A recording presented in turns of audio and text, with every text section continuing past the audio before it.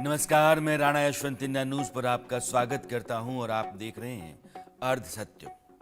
आज 3 बातें होंगी।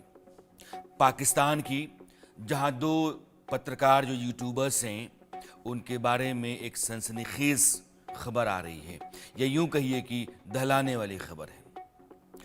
और दूसरी चर्चा होगी इस देश के जाने माने संत कैलाशानंद गिरी के साथ सनातन और महाकुंभ को लेकर के।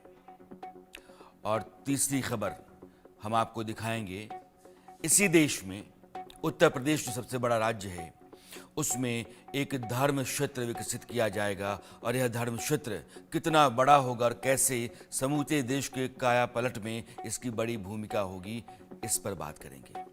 सबसे पहले पाकिस्तान के सुप्रीम कोर्ट के हवाले से एक बात रख रहा हूं। उस कोर्ट ने आज से 6 महीने पहले देश के पूर्व प्रधानमंत्री जुल्फिकार अली भुट्टो को फांसी के मामले में वादा माफ गवाह मसूद महमूद को नैतिक पतन का शिकार और झूठा गवाह घोषित किया। आज से ठीक 6 महीने पहले 1979 में जुल्फिकार अली भुट्टो को फांसी दी गई थी। फांसी देने वाला पाकिस्तान का सैनिक तानाशाह जियाउल हक, और मुकदमे पर सुप्रीम कोर्ट ने 2024 जुलाई में अपना एक बड़ा फैसला सुनाया। सबसे बड़ी कोर्ट ने अपने फैसले में कहा कि एक निर्दोष व्यक्ति को बिना निष्पक्ष सुनवाई के फांसी दे दी गई, और जुल्फिकार अली भुट्टो को फांसी देने के फैसले से सीधे तौर पर जनरल जियाउल हक को फायदा हुआ। अगर जुल्फिकार अली भुट्टो को रिहा कर दिया गया होता तो वे जियाउल हक के खिलाफ देशद्रोह का मामला चला सकते थे। भुट्टो को पाकिस्तान के सैनिक तानाशाह जियाउल हक ने न सिर्फ सत्ता से बेदखल किया था, बल्कि कैसे मुकदमे में फांसी दी जैसा नजीर आपको दुनिया में कहीं नहीं मिली। भुट्टो पर मुकदमा क्या था? लाहौर में 11 नवंबर 1975 को एक कार जा रही थी, उस कार के ऊपर हमला हुआ। वो कार राजनेता थे वहां के रजा कसूरी। उस कार के भीतर उनके पिता अहमद खान कसूरी बैठे हुए थे, वे मारे गए, और उस हत्याकांड में एक देश के प्रधानमंत्री को वहां के तानाशाह ने तख्ता पलट करने के बाद फांसी दे दी। मैंने पाकिस्तान के इस मामले का जिक्र आज इसलिए किया क्योंकि वहां जो फौज का मुखिया होता है उसके हाथ में सब कुछ होता है, और वह जो चाहे साबित कर सकता है, जिसे चाहे उसे इस दुनिया से चलता कर सकता है।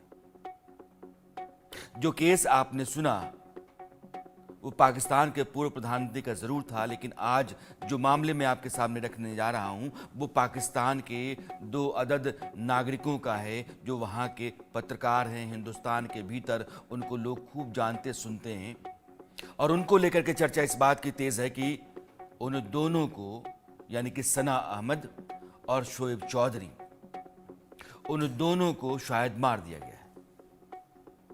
जी, कुछ हलकों से खबर यह है कि उनको फांसी दे दी गई है। हालांकि हम इस बात की पुष्टि नहीं कर सकते हैं, लेकिन यह जो आशंका है वह इसलिए जोर पकड़ रही है क्योंकि दोनों ने पिछले 2 हफ्ते से कोई भी पोस्ट नहीं डाला है। अब सवाल यह है कि ऐसा क्या है कि उनका जिक्र आज मैं कर रहा हूं। ऐसी क्या वजह हो सकती है कि पाकिस्तान की फौज या फिर वहां की जो हुकूमत है जो फौज के इशारे पर चलती है उसकी आंखों की किरकिरी बने हुए थे।